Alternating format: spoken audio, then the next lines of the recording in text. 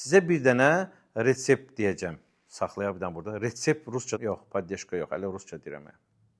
Heç rus dili bilən adam deyiləm. Gəlirəm, birdən-birə ayağım sürüşür. Başlayaq. Salam. Hicama vasitəsilə və manual terapiya vasitəsilə, fitoterapiya vasitəsilə bir çox xəstələri müalicə eləmək olur. Əsasən də təzyiqdən, qaraciyər piylənməsindən, xolesterindən əziyyət çəkənlər. Bu kimi həkimlərə müraciət eləməklə fitoterapiya, manualla, hicama ilə qanı təmizləmək olur. Sizə indi bir dənə resept deyəcəm.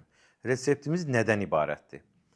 21 ədəd cəfəri, yarım limonun suyu, 3 diş sarımsaq, 1 stəkan su. Blenderdə qarışdırılır, səhər-səhər yeməkdən yarım saat əvvəl qəbul olunur.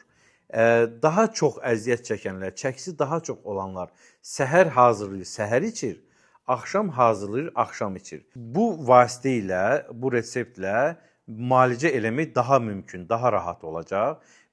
Əlavə olaraq da hicamadan, manual terapiyadan istifadə etmək lazımdır. Bu üsul ilə bədəndə olan xolesterini, triqlosidi təmizləmək olur.